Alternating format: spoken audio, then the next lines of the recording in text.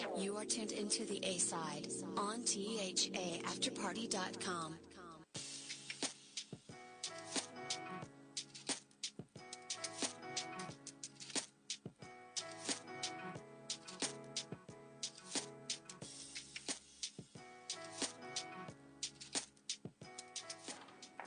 Welcome to another episode of Sports Life Talk, where life without sports is just talk. Coming to you live on the After Party Radio. All right, we don't have KD or Pam this week. They're out taking care of business. They'll come back in about 2 weeks. We got B. Jones in the house. What up? Serge in the house. Yo. All right, episode 3 is called Hey, Miss Parker, and that's dedicated to one of the most decorated women to ever lace them up, Miss Candace Parker, who was the first overall pick in the 2008 NBA draft by the Los Angeles Sparks. She's a WNBA champion. She's a Finals MVP. She's a two-time WNBA MVP, two-time gold medalist, and she won Rookie of the Year. And she's overall my basketball boo. So what do y'all want to put in talking about Candace Parker?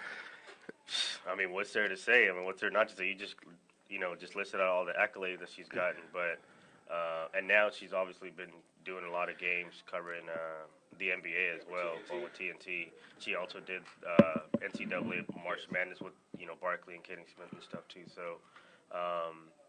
Yeah, man. I mean, she's coming out of Tennessee. Like, man, I used to love just watching her play. Yeah, she's a 6'4" that can play the 1 through 5. Yeah. She's like a LeBron prototype for women's NBA. Huh? I say for women's NBA. Right. Basically. I'm gonna get reamed for this one, but I kind of came up in that Simone Augustus era, and Sylvia Fowles out of LSU, and Candace Parker was the first time I saw a female basketball player, and although the skills were dynamic and she hooped at a high level, I thought she was beautiful. I was like, my God, she beautiful. And I know Maya Moore came down the road, and what's our girl down here in Dallas? She is. Hey, she was beautiful too. Yeah, I did. Hey, but Candace Parker was that first one. I was like, I might watch a couple of these games just to see some of that sweat glaze up. You know what I'm saying? It's crazy because she really looks like she hasn't aged at all, even after all these years. She done. No, she looks like she's still in her prime. That's that black don't crack, man.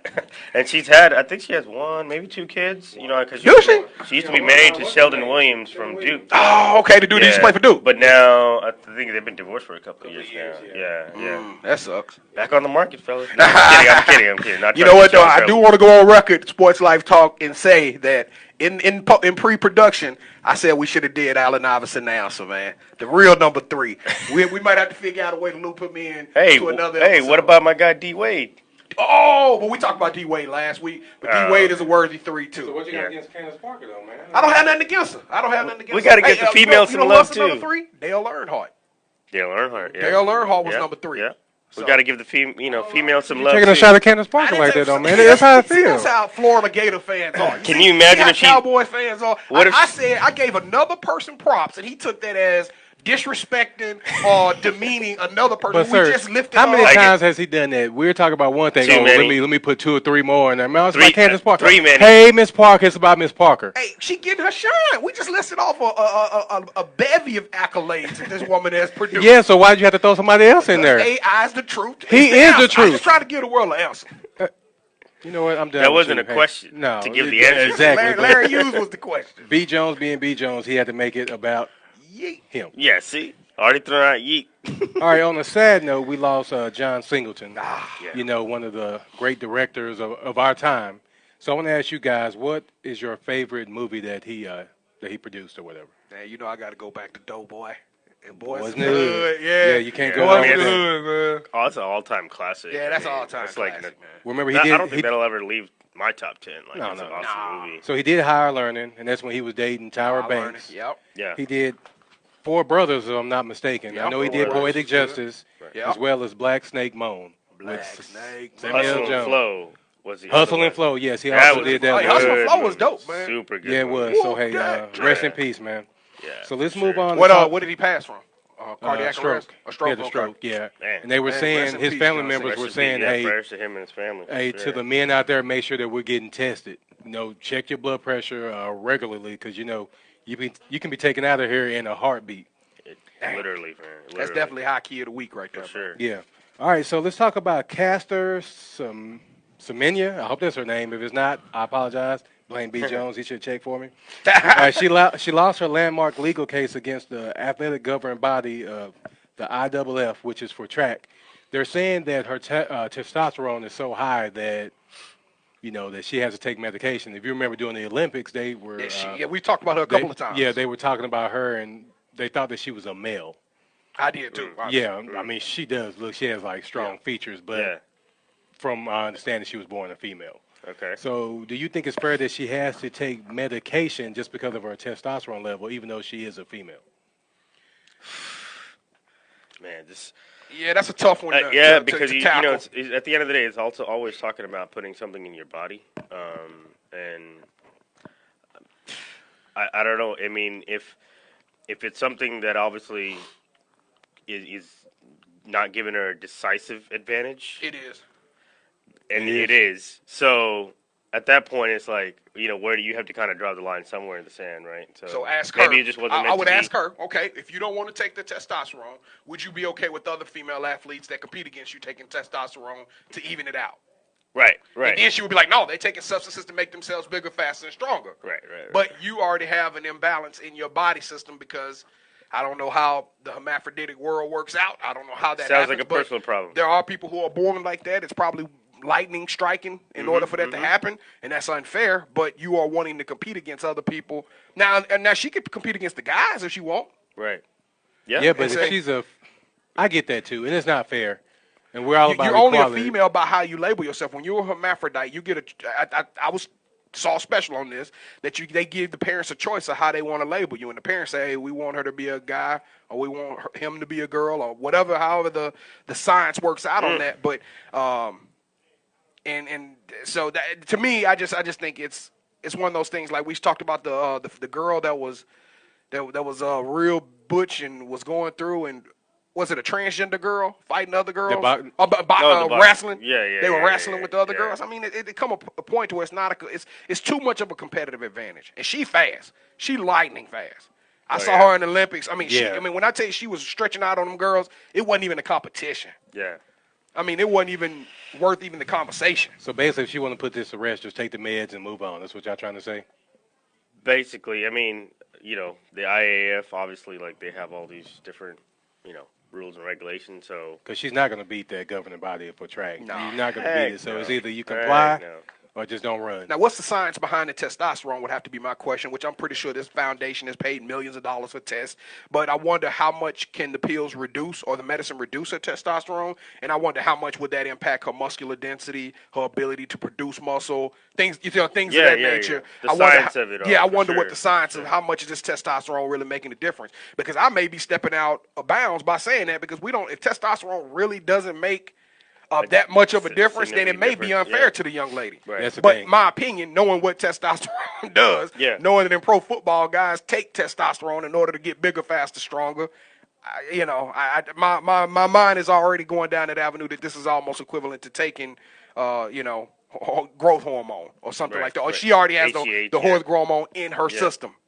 All right, so staying on the whole transgender topic. Oh, Lord. We got Andrea Yearwood. She's from Connecticut, from Cromwell High School. And you can find this on the Bleacher Report. She's saying she is fighting for her right to compete. Because they don't want me to run, I have to run harder. All right, so I want to get your opinions on that. Now, she's actually a male that wants to be female now. And is competing against females and basically winning, dominating. Yeah. Yeah, I feel like we obviously have, throughout, doing our podcast and stuff, we've touched on so many different topics, similar stories. But what's crazy is a new story popping up every week. Yeah. And then it's almost getting to the point where soon, rather than later, that it'll be normal that this kind of stuff is happening. So I think there's going to get to a point where, and it's going to take one. I mean, I'm not saying none of these are major, but it's going to take one major significant, event to take place that, all sports, whether it's college, professional, all these people have to figure out a way to, decipher between what's fair, what's not, and really make it universal across the board. Because, people like this, it's like you want to give them a fair opportunity because, hey, like they're human beings too, but there are rules and regulations just like in everyday life. There's just certain things that you just can't, do. And I think if you have an advantage, like you have to compete with what you were born as. I mean, that's just my personal opinion. But here's the thing: That's, they're going to have. that's case closed with me too. Yeah. I understand. Listen, we're in a society where you get to choose. We all accept. We're in a very loving, embrace one's being. We don't want it to mean women. We don't want it to mean guys. At the same point in time, we also don't want to isolate individuals who may not identify with their born sex. That's fine. Wear a dress. I don't care how you go out there and present yourself to the world. Change your name. However you want to do it. Have whatever surgeries you want. But when it comes to competition, You compete against. you compete as what you were born as. And that's Right. bottom line. Right. Or how about this? If you have more than one or two transgenders, just have them run against each other. If you want to make that fair. If you want to create another division, that's fine. Have another Transgender division. It don't have to be on the same day as everybody else. Just have that. I'm just saying. I mean, could you see? I mean, I could see it in 20, 25 years. There will be a separate, probably a division just for. Hey, Yeah. why they can't compete on the same day? well, they though? can, but I'm just saying. Now listen. You don't want NBC to have- No. A lot of these stories, when we talked about them, sir, Yeah. what did they say? A lot of people, they're talking bad to them. They're not paying attention to them. You know what I'm saying? Right. So just give them their day. I don't mind if they compete with them. I don't care. You give them a separate division. But a lot of people that are there, they're not like us. They don't think that it's right. You know what I'm saying? Or they don't Yeah. care. They take it to heart. That's all I'm saying. Yeah. Hey, man, don't come at me like that, Playboy. Like I'm trying to just No, I thought discriminate it was like that, funny, man. man. No, I man, I think you're trying to come at me. I just thought it was a good funny slip there, man. All right, so to jump off a sports topic really quick, this happened in Pearland, Texas, where a young man, he went out there and got a M in his head. So an administrator, it's against the dress code, so what the administrator did, he either got a regular marker or a Sharpie, and he colored it in. Now, this was a fresh part, so his pores were still open, so that's what his parents were concerned about. That administrator right now is on leave, so what are y'all thoughts on that? Yeah, once again, as quick as I mean, first off, I know if it's going against their dress code or whatever, why not just send the kid home? that I mean, Yahtzee. I'd like do the easy. What would you do in any other circumstance if the dude showed up in just shorts or just in his underwear to school and like what you're gonna send him home? You're not gonna tell him to put any clothes on because you You're don't not got going any to sew clothes. him a garment. You're not. Yeah, You know? I don't. But they gave him two choices, either in-school suspension or allow the administrator to color it in. Listen, the rules are set. Whether you agree or Yeah. disagree with the rules, if you have a problem with those rules, you need to get with the other parents, and y'all need to talk to the school board. You need to do it the PTA right way. meetings, whatever, you can't right? go to the barbershop Yeah. on Saturday morning and say, "Hey, I don't care what that school say. I'm gonna send my kid up there like X, Y, and Z." But if it's my against the only rules. thing is they should have called the parents. They didn't call the parents before they did this. Well, I mean, and that's a protocol that should have been in process that wasn't. But the actions of putting the Sharpie in his head was off color. It was out of course. line. Regardless, you don't touch anybody else's kid. I don't even know why they would think off that color. was accepted. Yeah, off base, Yeah. out of line. Yeah, no, for sure. I mean, Yeah, and that's- so I don't know why they would have felt that was even okay to do. To me, almost that was more of a slap in the face and to try to make it time. an embarrassment. Big time. And that's why they He's getting on this leave of blowback. absence, That's or why he they're or getting this she. blowback. Yeah. The aspect of it in which you got to call these parents and tell them, hey, your kid got to sit out for 3 days. That's on the parents. That's directly on them because the catalyst of this whole event is for you letting your son get the input in his head. Now, let's hypothetically say, well, Bobby went down there on Saturday by himself, went with some friends, and he got his hair cut. I just handed him the $20 for him to get his hair cut. He came home with them in his head. At that point in time, you have to cut all his hair off Yeah. as a responsible parent. Hey, I got to cut your hair off because I can't send you to school like this or there will be blowback and ramifications, consequences. Right. And he has to understand the consequences for his actions. And these parents got to understand the consequences for their actions. And the school board or whoever these Right. administrators were who felt it was okay to put a Sharpie in somebody's head and make a mockery out of their hairstyle, they have to have consequences. All right, so this happened at Barry Miller Junior High School here in Texas. In Texas? Yeah. Well, I said- this is definitely not a Florida thing, huh? no, I said. I know. I said heard you. Pearland, I heard Texas. you. If somebody That's could- Houston area, ain't it? Yeah. Yeah, Oh, Pearland, well, yeah. I guess I don't care care about Houston. No, I'm joking. All right, so this was in the part. I love Houston. No one cares. So this would have been the part where we have our Love as a Friend segment for Pam, where she would have talked about something relationship-wise. So I want to talk about something that happened on draft day to Devin White, who is from where, B. Jones? Louisiana. Could you just say LSU without all the gestures? That's all. Go Tigers. LSU, number 5 draft pick in the NFL draft that's last my week. fault for just keying it up for him. Devin White is an impeccable man. This guy just made himself millions. Just to give you a little bit of his story, Devin White was actually held accountable for some actions that he did in high school as a senior. Was able to overcome those characters issues and went on 3 years later to become not just a All-American but a leader in the city of Baton Rouge, a leader in the state of Louisiana. And now he's going to take his talents to the Tampa Bay Buccaneers, which I'm a Saints fan, but I'm rooting for Devin White and many success with the Tampa Bay Buccaneers. Are you finished or are you done? I'm done. Okay. So you're done being finished. I know. On his draft night. I'll start up again soon, though. Yeah, we know. He was basically curved by his girlfriend. I know everybody saw that. I know. Oh, yeah, he tried to go in for the kiss on the lips, and she turned to the side. Yep. So here's my thing. 362 days out of the year, you can be petty like that. On Father's Day, you can't.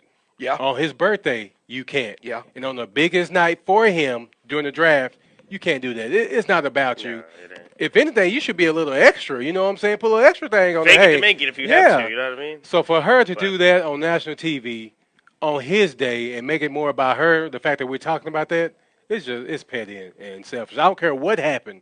You deal with that later. So what are y'all thoughts? I agree with you 1,000%. I just feel like, I mean, just the way it looks, I'm like, did something happen like within the last 5 minutes? Yes. I mean, if it wasn't that egregious, like I just don't see. I mean, clearly it's not like he punched her in the face because he's in a public environment around a whole bunch of people on national television to add to that. So whatever, like you said, whatever in regards to what happened, she could have waited till he went up, got his jersey, put his hat on, did his little interview, come back, be like, oh, you sleeping on the couch tonight? You could have done all that, but here's the thing. Waited. This is not the night for you to do that. Okay, you have me sleep on the couch. Guess what? You won't be in that house because I have somebody else for you. It's not the night for that. Because the check wasn't in the account just yet. So, so you want to act up on my night? Okay. That man just became worth about $18 million I'm going to Tampa. in that 1 minute. You staying here? Yeah, in that 1 second, that dude that just became worth about $18 million on a rookie contract. So I don't understand what she was thinking about. She's been lambasted through social media. But I'm trying to figure out what transpired that would create that much negative energy from you at that one exact moment when everybody around you's in tears and crying and happy and success and just, I mean, this is a state of jubilation and you mad about something. And you made it about yourself. You made it about yourself. You put yourself above what's about to happen next. And this dude, the money and his career. This dude finna be in 9 to 10 different cities this next year. You know how much and he wanted you to be there. He wanted you there if you wanted you there. Yeah, I hope he. A lot of people I hope he worked that out. To be in your shoes. That's right. Yes. And guess what? I don't see that making it, man. But he don't understand that 50-50 thing don't work for girlfriend and boyfriend. Well, he's gonna get. Imagine he's gonna get hazed just when he goes to Tampa. All the guys are gonna be like, you know what I mean? Like they're never gonna talk about it, obviously, like on air, but behind the scenes, he's going. Of course they do it. He's not gonna be able to stay with her, just deal with all that. No, so I don't. They probably not together right now. He's like, okay, you did that. We'll holler. I don't want to sit up here and say because I don't know what they've been through. Yeah. I don't know what kind of situation they have and what he allowed, but that. But no matter what they've been through, that was his night. I had a partner who, his mom had passed when he was a lot younger, so he loved his grandma. His grandma raised him and everything. Well, his grandma was getting up there in age, and they kind of knew things were gonna happen. So he got the phone call one day. He goes up to the hospital. Well, his girlfriend at the time. Calls up there, and some odd reason she came up there and went in on him. Like, created such a turmoil that he had to go downstairs because you can't be up in the hospital doing all this. Right. So he had to go downstairs and deal with that situation. Well, when he went back upstairs, they told him it was called. He's not with that girl to this day. It's just sometimes you gotta let that BS go. For that moment, you can't be a prisoner of the moment. That young lady was a prisoner of the moment, And I'll tell you this, B. Jones. I told y'all this before. 2 years ago, when my mom passed, I had to make that decision to take her off life support. Mm-hmm. You know how hard a decision that is, being an I only don't child. know. I will not say Hey, that. I want to give a shout out to all my cousins, Nikki, Marsha, my wife, my mother-in-law, and my aunts that were all there, because that was tough. Oh, of course. And that was probably the only time they've ever seen me cry, because I mean that's just something that he'll never be able to get back. And for her to be selfish, you can't be selfish on days like that. You can't make it about yourself. In moments like that. And shout out to my baby Deidre, man. I love you. All right, so let's move on and talk about those Dallas Stars, man. Hey, the series is now 3-2 after their victory over the Blues yesterday. They 2-1 victory in Game 5. So hey, it's looking pretty good for us, man. Yeah, we got a chance. Are we up 3-2? Yeah, we're up. They're up 3-2. Nah, so we back-to-back beat them. Yeah. Yeah. Wow. And if we win this, we advance to the finals. To the Western Conference Finals. Yeah. So shout out to Play the winner. to the Dallas All right. Stars. Avalanche and Sharks. Yes. We'll play the winner of that. Yeah. So hey, it's looking good, man. This city needs that, man. The fact that we're here this far, obviously I used to watch a lot of hockey, and then there was just a down period where we just obviously weren't had a good team or whatever. But it's just hard as a fan when your team is not doing as well for you to be just emotionally invested. You know what I'm saying? Right. Now that they're actually, because it's like if I only know like 2 players, I just don't see how I can get into it. You know what I mean? But now, on that, couldn't we call ourselves some fake fans too? Because regardless of your team is down, you still got to be in their support. It's just hockey. Sure. Well, I don't think that we fake fans. I think what we are is we're not diehard fans of the sport. So there you go. There's a part of ignorance that comes with me watching a hockey game, understanding icing, understanding offsides, understanding what these penalties are that I don't. So all of a sudden the game stops and what's going on? And to be at your house watching this event versus being around a group of individuals that can educate you on the game is different. So I think if we became more exposed to hockey venues and hockey type setups, then I think at that point in time, want me to tell you how I learned about hockey, honestly? On the game? Playing the video game. Did you get the game in NHL 19? Nah, I didn't go get it, man. I'm still going to get it, though. I'm going to go get it today, man. I got to go pick up another game for my little man, so I got to get it. I started thinking about it. When the finals come, they're gonna drop the price on it ridiculously. Yeah, probably. Yeah, they're going because they going to start trying to sell you on the one that's going to come out in November. Yeah, I think for me, it's also during the same time basketball season is, and I'm just so into basketball, man. I'm not gonna just like stop watching basketball. Oh, I gotta go tune in. Yeah, truly am. But yeah, so that's my biggest thing. But hey, if there's, if the Stars can sway me to start checking in on them more often, even next year, because where we are right now, I'm there. But that starts with what they're doing now. They're creating a culture of winning. They're creating a roster like that makes it 98 to 2003 window. I mean, I was watching it religiously. Oh, speaking of that, y'all know the numbers in baseball are down because a lot of fans are not into their teams trying to rebuild. So they said the numbers are down. So big time. So baseball, they got to do a better job at marketing their stars like the Mike Trouts and the Bryce Harpers. Those guys, they should be sitting on the pedestal of as far as promoting. Yeah, they need to take a page out of the NBA. I was thinking about how the NBA, they said that the NBA numbers were down because LeBron going West Coast. And I started thinking about with all this technology nowadays and the fact that you can literally have fire sticks and all this stuff going, is the numbers really down or is they just not able to track it? I think the numbers are down. A little bit to what you're saying, but I do think that it's down more so because most average fans know if I really want to go see something, I'll just go watch the highlights. They're not, because literally after a game, if you wait 15 minutes, there's over 200 videos from 5 minutes highlight recap of the game to 15-minute recap of the game. You can just go on YouTube and watch it. Yeah, but but as far as sitting down and watching it, it's just the product.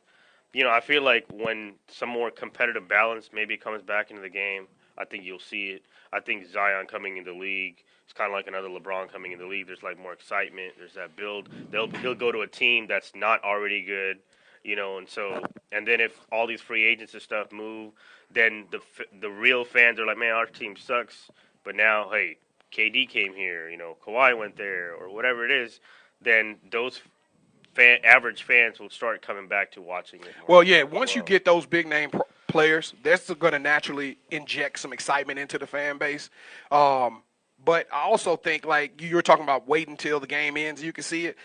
Your story on Dame Lillard hitting that that 37-foot shot versus my story, two different stories. Oh, for sure. So I saw the replay of it because I got a text message be like, "Oh my God, did y'all just see what happened?" So I'm literally laying in bed at 11:30 at night, and I have to go to social media and find the shot to be in that moment. You saw it live, and I mean, your stomach had to be like, in your socks with excitement. But like you said, though, there's too many avenues that you can use for promoting with a Fire Stick, with Instagram, with Twitter, with Facebook. So even for fans that aren't diehards, it should be a way that they can go and see it live. So the all sports need to do a better job at promoting it, man.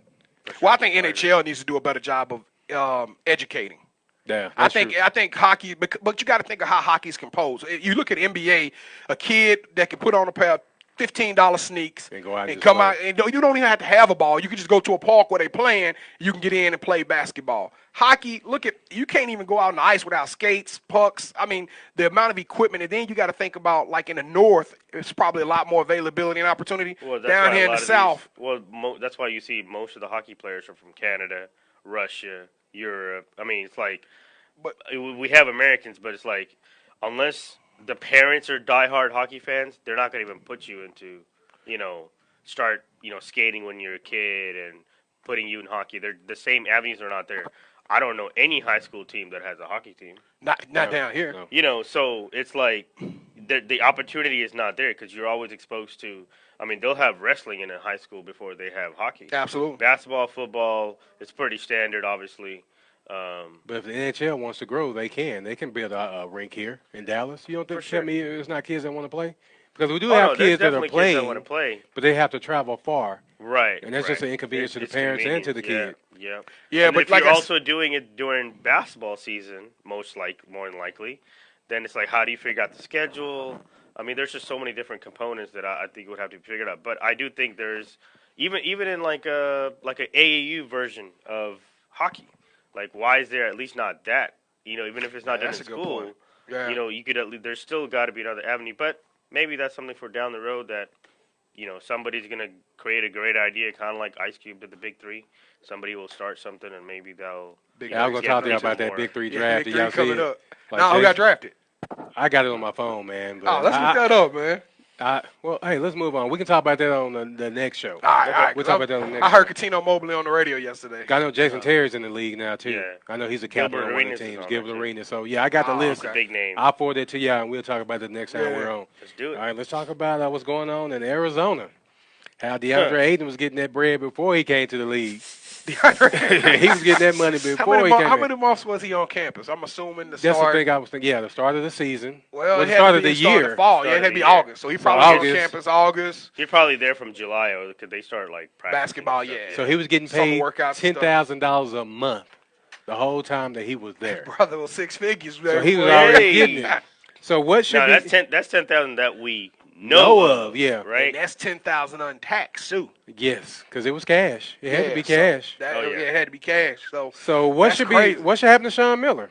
And you know what's funny though? They had a sound bite of him saying that they asked him why was he paying those players. He said so they can eat noodles, so they can eat ramen noodles, so they can pay for their. No, he said for their hot pockets. Yeah, he said so they can buy hot pockets. So what y'all think should happen to him? Nothing. Oh, because nothing happened to y'all. I feel like if you y'all got away with it. No, but I mean, let's just be real. It's rumors that Zion was getting paid. They're not gonna hold Duke accountable. North Carolina been played with this. It's too many kids. I mean, if you really want to go down this rabbit hole, I had a conversation with a Michigan fan, and he looked me in my eyes and he swore Michigan is not cheating in any capacity. The kids they get is 2 stars or 3 stars. Come on, man. You had Chris Webber in there, so we already know about that. Jim Beeline, and this is my boy Greg. Hey, Jim Beeline, he's an honest coach. All the other coaches said he's the most honest coach, and I'm just like, oh, come on, bro. It's going on everywhere. Look, he's doing the great. It's going on. Bayline may not know about it, but his kid's going to Michigan. There is, but it ain't a problem until you get caught. And so, but everybody getting caught now, though, Serge. Sean Miller just did, right? So it's Will Wade. I mean, if you look at the list of it, Kansas with Bill Self, it was about 18 schools on that list.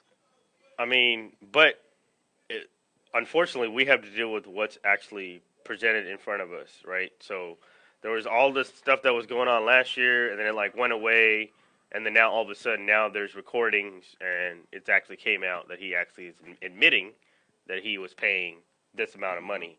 So now that it if we have a knowledge of hearing somebody talk about or Coach K saying like, yeah, we were paying Zion, then yeah, we'll deal with it at that point. But rumors here and there, potential. Of course, we know everybody's doing it, but you're not doing a good job enough if you're getting caught. You know what I mean? Well, yeah, you're going to find the money. So I feel like he has to, within the rules. If there's rules, then he has to abide by those rules. And since he broke them and you got caught, then Because I want to say that his he could turn around and be a whistleblower and if he knows information, which I'm sure he does, about other schools and players that were getting paid. So an aspiring agent, Christian Dawkins, was saying something that to the degree that Sean's got to get the bleep out of the way and let us work. So it was more than $10,000 being paid to him, man. It's just. Yep. And this is the deal, man. And this is why I find this so appalling. Because, one, I feel like the college players should be getting paid, right? In all sports. I don't care if they're on the swim team or the tennis team. If they making money for the university, and those sports may not be making money for the university, but if they are making money for the university, then there should be some kickback. There should be some residual, some type of payroll set up for them. Now, I started thinking about this the other day, and this is a little bit off the subject, but how did marijuana become illegal? Like, whose idea was it? And I know a lot of this is built on biblical principles, but how did they go through a test to where they were testing nicotine, and it was okay? Like, oh, yeah, anybody can smoke this in their office, work, car, don't matter.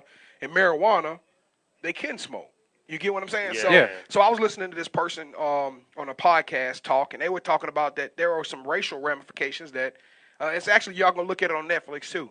It was some racial ramifications behind how weed was synonymous with minorities, with Hispanics and African Americans, as to one of the reasons why. To make a long story short, I want to know why the rule was instated that amateurism, when other sports like golf and tennis, you can be getting paid and still keep your amateurism. Why is it that basketball, football, some of these other sports have these types of rules? I feel like that's a conversation and a question that probably has, it's either there's zero answers or there's answers. There's 10,000 answers. You know what I mean? Because that's such a wide array of a topic that you can just go into layers and layers and layers of how, why it is. Because at the end of the day, I just feel like, especially when it comes to NCAA, it's a monopoly. I mean, it's a freaking multi-billion-dollar industry. Multi-billions. And you can't kick back a kid. And then listen, DeAndre Ayton, 10,000, you was eating, man. You making more than probably 90%. With him, what is he going to do? Turn down the money? Yeah, I mean, he's not going to turn down the money. Even if he took it and people knew he got suspended, he was still going to the league. So it wouldn't have mattered for him. He was regardless. paying bills. He was probably paying bills. He was probably paying mama bills, daddy bills. I mean, strip club bills. Yeah, everything. I doubt the kid was just going out buying $10,000 worth of Jordans and clothes. Strip club bills. He probably had him a nice little wardrobe going. But he was in Arizona. I mean, it's a hot place. It's hot there. But I guess I'm just like, why not pay these kids a little something, man, so they can survive? I mean, and even past survive, so they can live nice. The amount of stress that they're putting on their bodies. Even I was watching a gymnastic girls practice. It was a girl from LSU just retired. Matter of fact, it was Mary Lou Retton's daughter. Mary Lou Retton, y'all remember her, the Olympian? Yeah. Her daughter went to LSU, and she just retired. She went through a serious injury, and she was just like, hey, I've done a lot. I can't get my body going back to that point. These kids are doing a lot, and then everybody, it kills me when somebody says, well, they come to LSU or Florida or Alabama so they can get an education. No, they don't. Really? No. Really? Is that really what you offering? I'm giving you an education? But you making me work over 40 hours a week. Yeah. So I'm there for the education, right? You working more than 40 hours. Yeah, I'm saying that's what I said, over 40 hours a week. But I'm there for the education. The amount of time I got to be in the practice room, and they give these guys aides. Like each individual student athlete for the major sports has a student aide that literally assists them and sit down with them to make sure that they're doing their homework correct. Are they doing their homework for them? Come on now. Are they studying and all that stuff? Like, really? Yeah, we already know the deal. Why would you invest that much money in that, not help the kid out, man, so he can send some light bill money?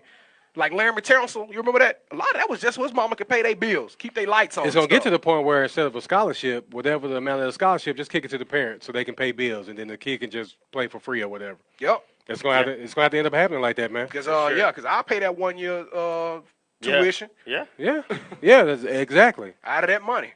All right, so last week, did we talk about Ryan Shazier?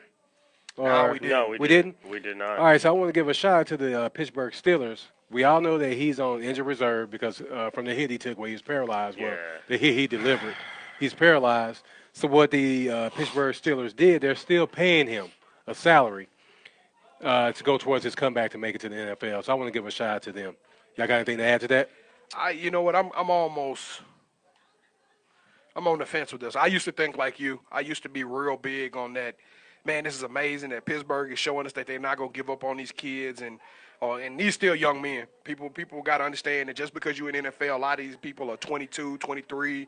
They still young. They're young guys. Ryan Shazier, I think, was like 26, 27. He's a little bit older, young man. But I just, to a point that you keeping this guy around, knowing that he's almost symbolic of how quick your injuries can happen and how quick your career can devolve.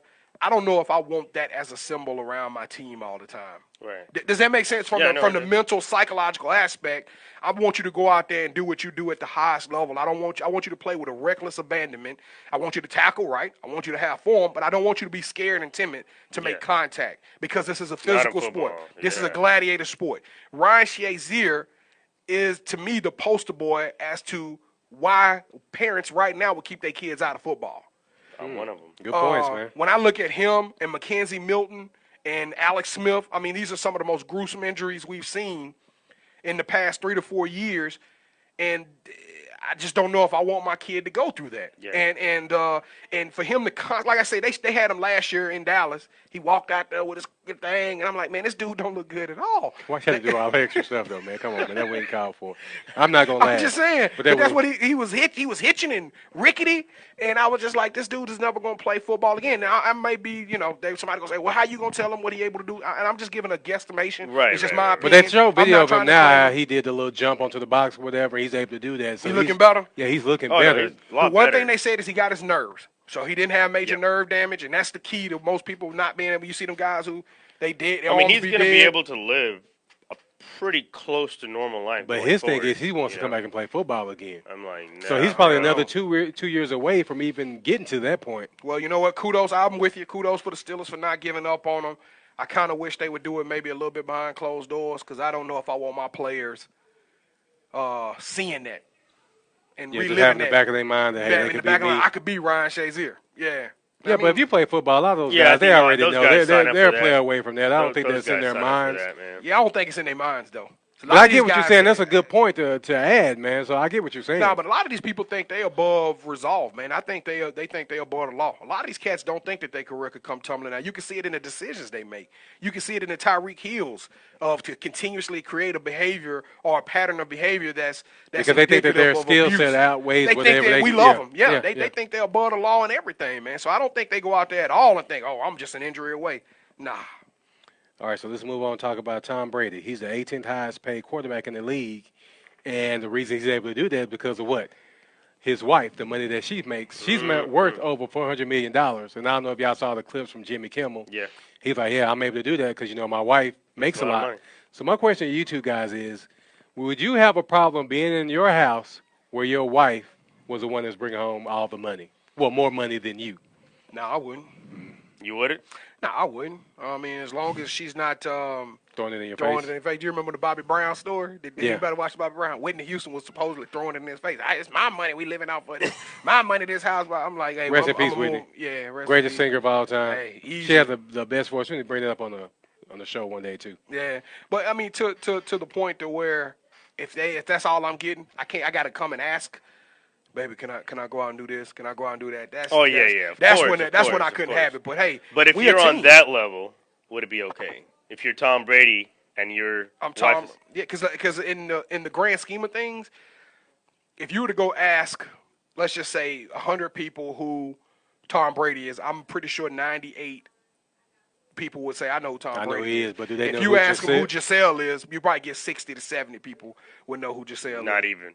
And yeah, I'm Not stretching. even. I'm stretching Not on that. even. Yeah, So yeah. Tom is a No, master I of his think because craft. of Tom Brady, people know who she is now. So Kind of that way. So, you yeah, get what I'm saying? Now, yeah. you go to Europe, they probably all know who she is because she's on the cover of everything. She's a big time model. She's throwing parties and they have banquets and stuff. And I mean, she's like more of a celebrity overseas. Oh, yeah. She's not as much as a celebrity here. So I'm okay with that. Tom loses no credibility in the streets because look, man, my wife is probably one of the top most beautiful women in the world, you know, and man, she making that bread. I'm not mad at her.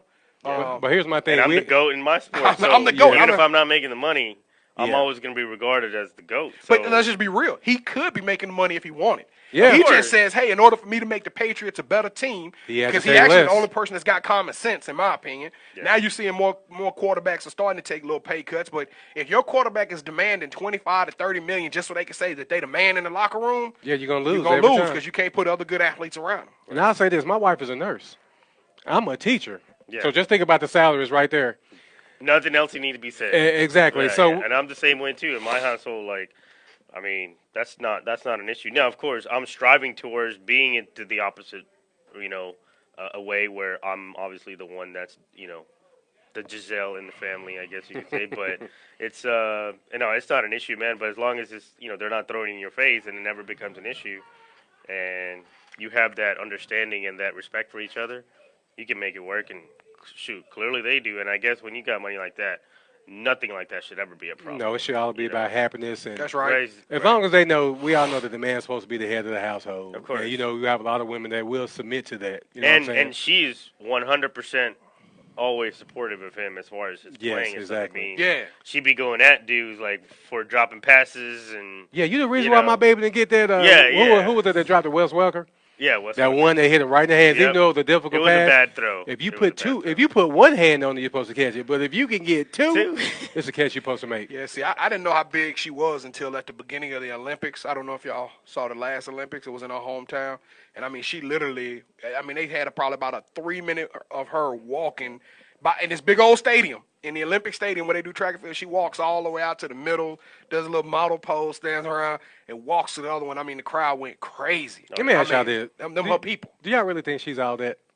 Me personally, she ain't my cup of tea. Nah, she's okay. Yeah, I don't think she should be like that high, but, I mean, she's not a bad look woman at all. No, she's not bad. I mean, but I can see why, modeling-wise. Yeah. Why, and in Europe, obviously, especially. Yeah. But then she's she has a twin, not too. as big here as she is overseas. She has a twin. No way. Yeah. What? Y'all do. Y'all know that? No, she has a twin.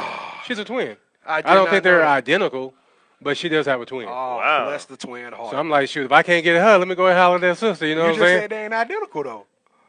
It's not like she's going to be ugly. It's not like this woman's ugly. I don't know, man. We need to research that. We can't. You got Giselle and Gizelle. That's what All right, so let's move on to our ball is life because we're running out of time, fellas. It's been a good show so far. Oh, of course. B. Jones a hater. It's still a great show. Well, you're a hater every show. I'm a lover. Yeah, right. All right, let's talk about that game yesterday between Portland and Denver. 4 OTs that decided. We had like 5 players that played over 50 minutes. We had 2 that played 60 minutes. That's crazy. And one of them was the Joker, the first 7-footer to ever do that, who in this game posted a triple-double. He had, 30, 15, and 10. Jeez. C.J. McCollum had 41 in Portland win. I feel bad for the team that these kind of things, these types of games, takes a little bit of life out of you. It does. A lot of bit of life out of you. It's going to take, see, now the problem is that they're about to have probably a 6 or 7 game series, and then they got to go face the defending champs, which in my opinion is like, a cyborg of some sorts. You know what I'm saying? I mean, you essentially played another half of basketball in the same game. Yeah. But so the fans that bought tickets to the game, you got your money's worth. Fans love it. Yeah, but C.J. McCollum said, hey, that's why I train and I do conditioning. Sure. Absolutely. I mean, just in case something like this happens. Because at least in the regular season, you're like, after overtime or 2, you're just like, maybe unless you're trying to, like, it's like the last day of the season, you got to make, win the game to make it in the playoffs. You're like, okay, we'll take an L. Yeah. I mean, it's just like we're just not going to wear out our star guys just because. But when you're in the playoffs, you don't have a choice, because you never know. You could be that team, because there's no reason to say that, there's not at least a 10% chance that either the Nuggets or the Blazers could go to the finals and win it. You don't know that. I mean, injuries could happen, and you never know. So you got to put yourself in that position.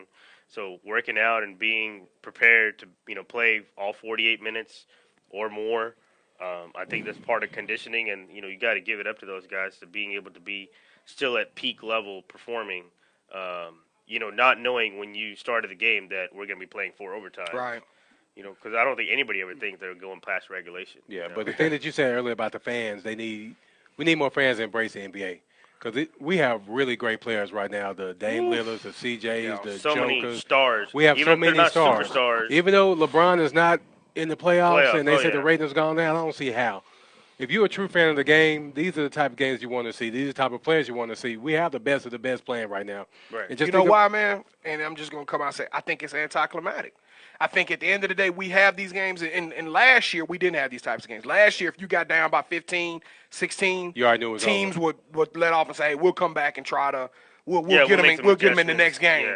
Yeah. We'll just let it go. I remember it was one game that the team pretty much took their starters out in the third quarter. I think it may have been LeBron in there. I can't remember.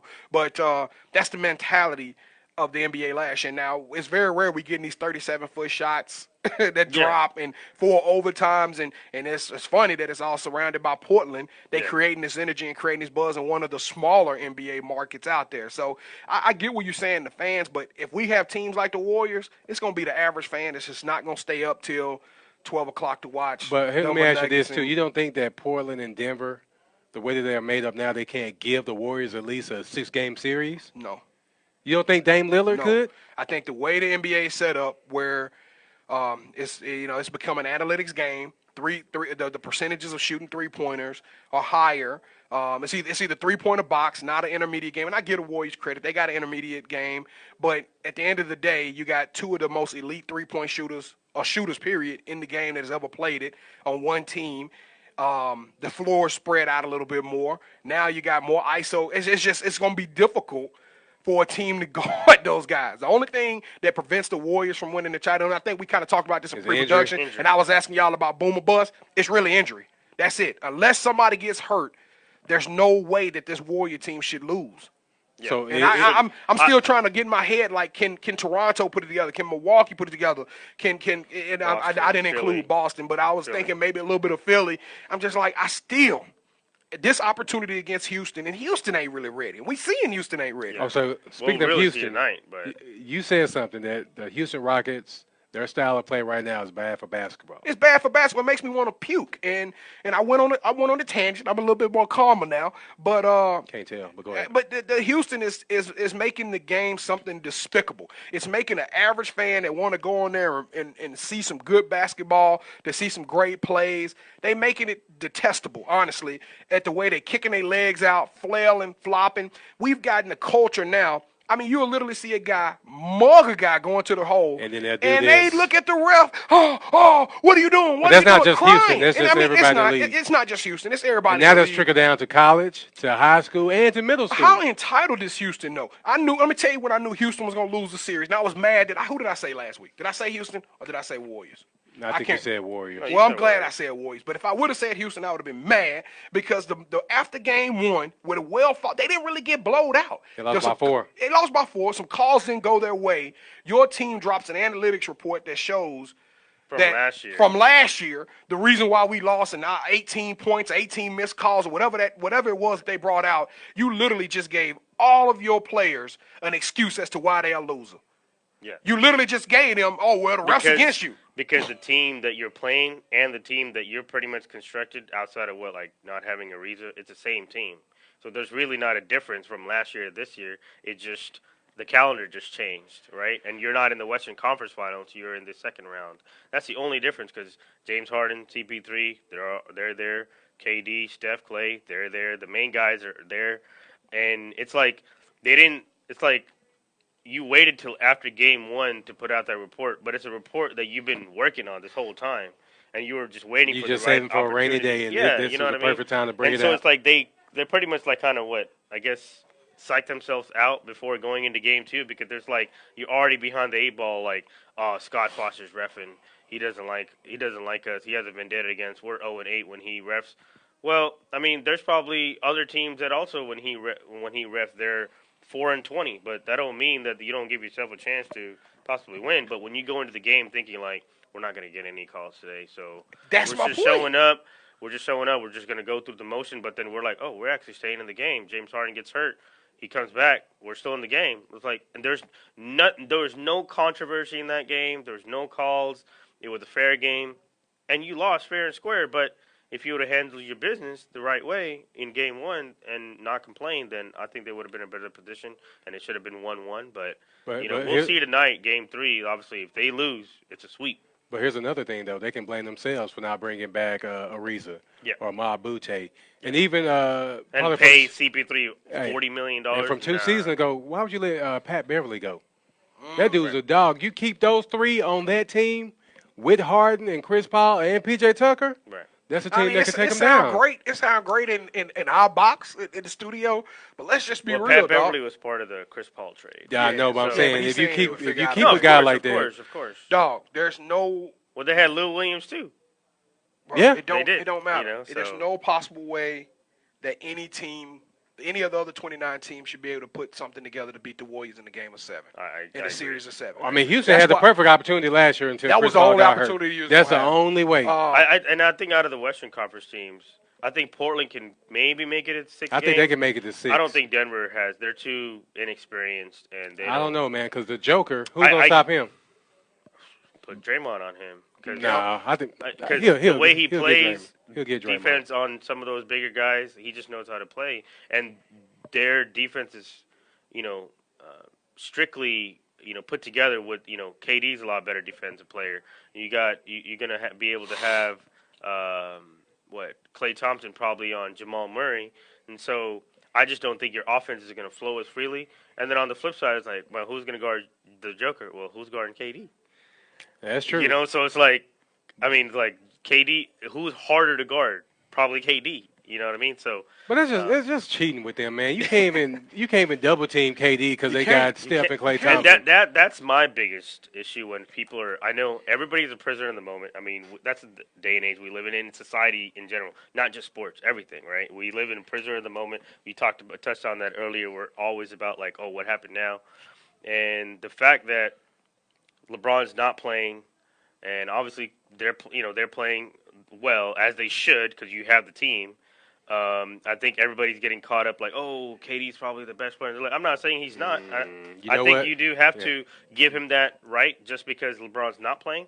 But it's like you do realize and don't forget that a year ago at the same time, I get it that it was in the Eastern Conference, but you still got to go out there and actually still do it. And he was dropping 40 points game after game after game, averaging 34, 8 and 8 throughout the entire playoffs. Dropped 51 against the Warriors in the finals in Game 1. So I think a lot of people are just like seeing like, oh, KD's unstoppable. Well, I mean, it's easy to be unstoppable. Did you not know that? What in the regular season or last year and the year before? Did you not already see that? Like we know that, but he's gonna get all these wide open looks. He's not gonna ever really get double teamed as long as Steph and Klay are on the court.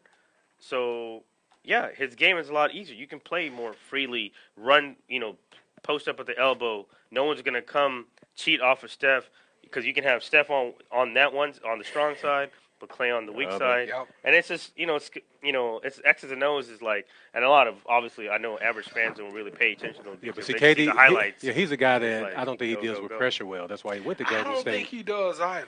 Because it's no pressure in Golden State. There's no pressure for him in Golden State. He's on Instagram and Twitter right now seeing what people are saying about him. Yeah. He's the second best player. He's the second best player in the world. The fact that he went to Golden State to team up with the team to beat LeBron, that's why LeBron's going to be the GOAT for me, man. Yep.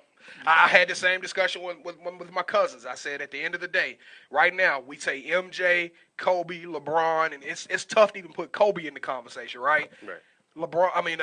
Kevin Durant could have had his name in that discussion if he wouldn't have went to Golden If he'd have won in OKC? I think he can still be in that conversation if he leaves, goes somewhere else, and win the championship. He will never be in that conversation, and he very well should.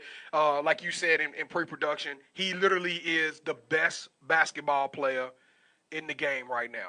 Now, I mean, you might, let's just say playoffs or whatever. I think personally, if I had to take him or LeBron, would take a KD before LeBron. Because he can score easier than LeBron. Well, you're starting to see because his jump shot is so much better. He's in the middle of his prime, right? Yeah. LeBron, I can't say that he's not in his prime, but he's obviously not. He's towards he the doesn't end. give the same effort on defense because he can't, because he has to do so much on the offensive side that, his responsibility on the court is completely different than what KD has to do. Yeah. KD just has to get the ball, shoot, and now go on the other end and play defense. And that's what kills me in that whole Jordan-LeBron debate. They was like, well, Jordan could have did it. They didn't ask him to do it. LeBron has no choice. If he doesn't do LeBron it, his has no team choice. loses. Yeah. And even when he does do it, sometimes they still lose. They still I lose. mess Like, around you with top y'all and 50 I say Jordan, but truth be told, if you were to throw down the accolades and go Benjamin Franklin, one accolade on him, hey, man, LeBron would eat up Michael Jordan resume. Yeah, everybody want to go, oh, he's 6-0 in the finals. Okay, look at the teams that he played in the finals, too. Yeah. He Yeah, never but- win against a team but- like Golden State. And then my argument is always like, okay, he's 6-0. Why wasn't he 7-0, 8-0, 9-0, 10-0? Because he played more years than 6. That's absolutely right. Exactly. You know, so there's years where, I mean, like, hey, if you were the guy, you were the GOAT, like, then you But should, but in that it's not, defense, that's though, not a fair comparison. when- It's almost yeah, like, but when he was that on top, yeah. he always made it to the finals when he was on top. I see what you're saying, For sure, though, but for once sure. he got there, he stayed there. But Right. he beat Phoenix. Look at that team. Phoenix was nice that year. Dan Marley, They was guarding nice. Jordan. They weren't on that level, but they Yeah. was a They don't good have team. nobody to Sonics was guard. too. They had nobody that can guard. Jazz Guard was Pippen too. or Jordan.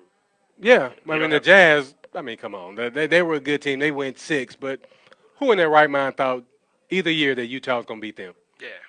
I'm trying to think of who I thought really. I wonder if I really thought that Supersonic team was No, carried no. by No, Sean. no, no. No. I'm trying to think who I thought really had a chance to. You can say the Lakers, but they were old by then. Yeah, they were old. I think most of my excitement when Jordan was playing was when he was coming out of the East, because I remember it being some teams like the Knicks and The Pacers. and Yeah.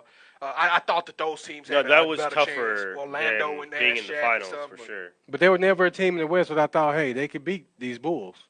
Not when you get Rodman. Distance. Not when you get Ron Harper. Yeah, that team though, they were a And good he had time. Kukoc coming off the bench. And he had Steve Kukoc Kerr coming off the bench. Yep. And then look at the bigs. They had like 4 bigs. Yep. Yeah. And then, but they always said that Jordan was always concerned, you know, in those 2 years that he was out playing for the White Sox. When Houston came up, they had no answer for Hakeem Olajuwon. Now, I would have loved to see Right. them Yeah, play for against sure. those Bulls. That I mean, would've been a Wick- good Because that Drexler, Houston team, they were a bunch Smith. of dogs, man. Mario Elliott. Mario Elliott, you Yeah. had Kenny Ori. the Jet. Hey, that team there, I think Yeah, that that was would've a been a good team that series. could have beat the Bulls. It wouldn't have been a 6-game series, I guarantee you that. It would have been 7. Yeah, it would have been a good series. I mean, at least one out of the 2 years, right? You would give Houston a chance to probably definitely win it.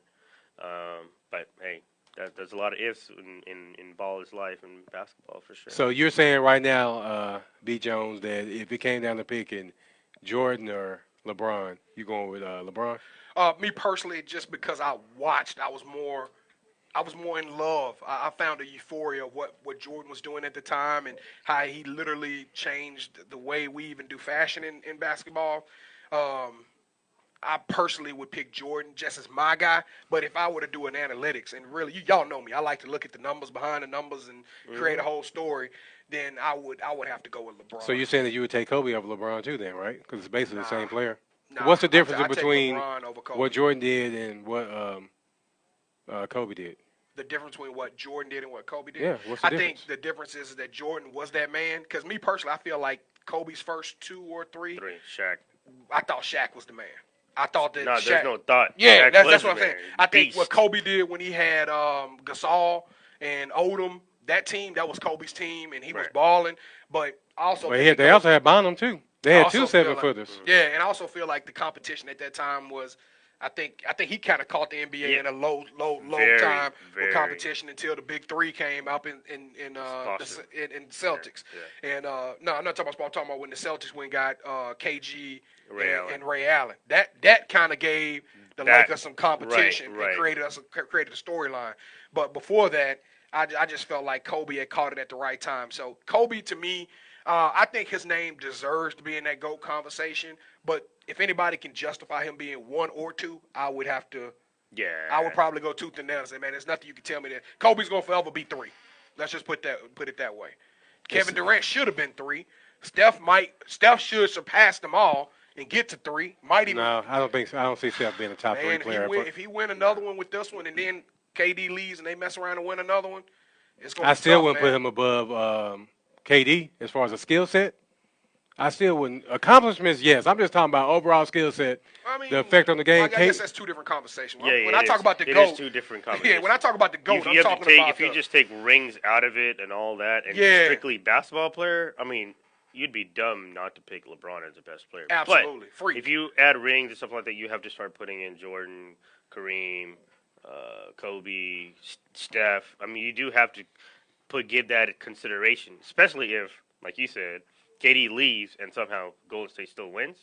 Ooh. Man, that would. But we already know that team was capable of doing that without KD anyway. But the thing is, Hey, they now won 3-1. everybody's been gearing to beat them in the East and the West. So now the competition is different. I for a fact know that they ain't gonna win.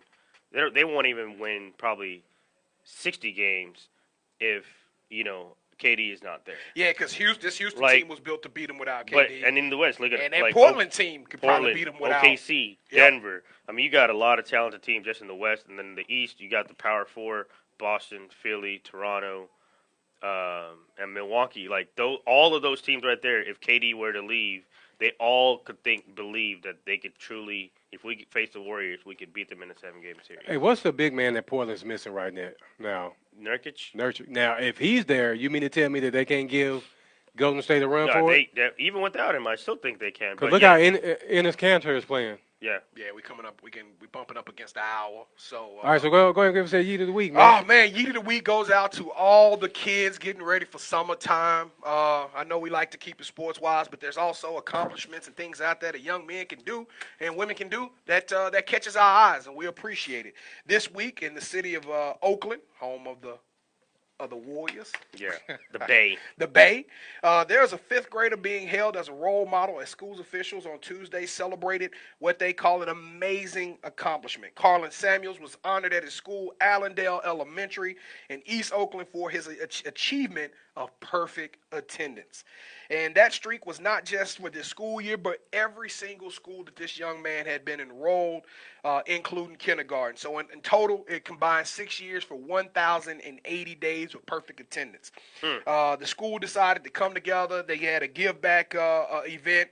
Natives of Oakland supported it. They were able to give this kid $1 for every school day that he was able to accomplish, and I think it totaled up. They got him up to about $1,500 after all the donations. So I think this is a yeet for Carlin, a yeet for the Oakland school board, and also for the people that supported this young man. I'm pretty sure it's a lot of kids out there that has accomplished this type of feat. So if you have, hit us up. We would love to put your name on our website, tweet you out, IG you out, or whatever, and recognize it.